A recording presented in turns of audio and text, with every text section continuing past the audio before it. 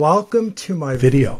I'm so excited. So one of the things we started off in our introduction, and you and I have been emailing about, is the connection of my human magnet syndrome work, contributions, and the discussion of sexuality.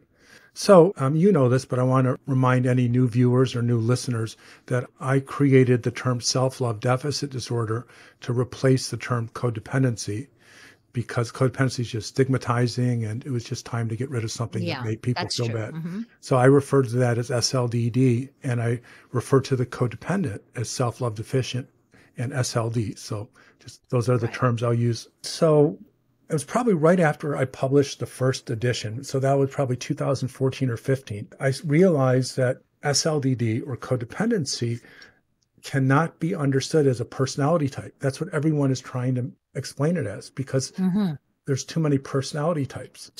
Yes, exactly. And so I came up with personality profiles. And the first one was the active codependent, the passive codependent. And then I came up with this one and that one. But one day it hit me when I was in a session with actually a psychotherapist. This was a person who could not stop her attraction to horribly harmful narcissistic men. Of course, I know it was seated or related to her traumatic childhood with her own father, but that's not part of this discussion. And then she says, but I'm okay. I have not been with a man for 4 years and I've never felt better. And so I asked her, I said, okay. She goes, I think I got this human magnet syndrome thing, nipped in the bud. And I asked, okay, so does that mean you don't have sex? So I said, oh yeah, of course. Yeah. Sex is, that's dangerous. And it hit me in that moment. This is a form of dissociation. And I came up with the term Codependency Anorexia, or SLDD Anorexia, for a person to control the Human-Magnet-Syndrome-compelled desire to find the person that most excites them, that is most attractive, that is most familiar and paradoxically safe. It's always the narcissist with a personality disorder. And for people who don't understand it, I ask them to read my book or watch some of my YouTube videos, or I got a lot of stuff on my podcast. But that desire cannot be broken until you solve it, which unfortunately very few people can. And I've created a treatment program for it, but that's another discussion. And so I came to understand the only form of control that they had was to dissociate their sexual self, to what I call shut down the sexual or intimate machinery. For a lot of the SLDs, they don't feel that pleasure is their right? And we're all humans, and it is our God-given right to have pleasure, each and every one of us. But they often have grown up with the belief, for example, that sex is for the other person, not for them.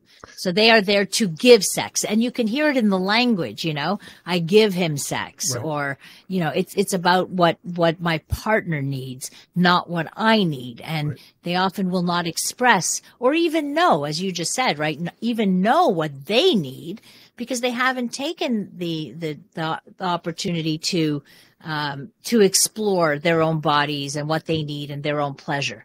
It's very hard when you think you exist for others' pleasure. So what you're doing quite well is explaining how SLDD or codependency can impact the codependent. But the person who has SLDD anorexia is very sexual. More than likely loves sex, especially with narcissistic men. Let's say most know what they want. This is a person that knows that as soon as they move into that, what I call that chemistry, or what Dorothy Tennant calls limerence moment, it's all gone. The soulmate turns into a cellmate. And it's, as my therapist told me, it's the same woman with a different face. And in the case of this person, she had 2 children from different fathers. She had a stalker. She had a person who knew the mayor of the city. It was bizarre. And so for her, it was her bottom. I can't deal with the pain anymore. And because it's so difficult to stop someone's SLDD, all she knew was to disconnect from that. Right. Right. And cut off all sexuality. have you ever noticed that in any of your clients? Yeah, where some say, yes, it's too dangerous. They don't trust themselves, right? They eventually, like, the pattern has happened so many times that they just don't trust themselves anymore. They can admit, like, the passion is great at first, and, of course they get drawn in and everything is amazing at the beginning, but it soon turns to crap, and then they recognize it. And then, so sometimes they just say, nah, I'm going to be celibate for a while. Like, I'm cutting it off. Right. It's just not worth it. It's just not worth it. And they usually come off like, this is good, this is great. But I think back at that client, it's so interesting because almost every idea that I've come up with, I can trace back to, like, either my own psychotherapy session or a client psychotherapy session. Yes, absolutely. And so I asked her, okay, you haven't had an intimate relationship for 4 years. I go, how's that going? And they'll go, oh, fine. And then I will do what I do is I move the conversation into deeper body felt emotions. And I would say, well, it kind of sounds lonely. No one to hand to hold, to kiss, to look deeply in their eyes and feel like they see you. And she just immediately was reduced to tears. And we got to speak of how much in that moment she stepped out of that dissociative numbness and talked about how much she is losing in order to, and I quote this, protect herself. And right. And that's the moment of truth where people can see it. It might not solve the problem.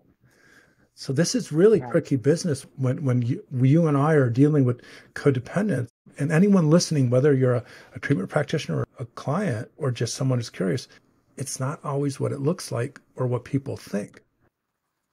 And it's insidious. Yeah, there's a lot of stuff that, like you talked about, the invisible traumas and things that other people don't see. And I can't tell you how many times people have said, oh, to the outside world, we look like we have the best perfect marriage, and there's so many, like, subtle, even when they go out with their friends or in social situations, the SLD feels the subtle, those subtle pokes and criticisms and things like that. So it's, and they feel crazy because they know that everybody else sees them great, right? So they feel like they're the crazy ones. After years of being gaslit, they start to question, is it me, in fact, right? So this is where that adds to some of that trauma too. But gaslighting. If someone is gaslit, it means another person purposely manipulated their environment to make them think about something that never was. And so if a narcissist wants to gaslight a SLD to have sex a lot, well, the SLD, the codependent, believes that's what they want. If they want to gaslight the SLD to, like, not have sex because they're, and I quote this, disgusting or whatever gaslit narrative was forced in their head, then that person believes they don't want to have sex. And so you and I meet people, just as you said, and they don't understand their beliefs and where they come from. Right.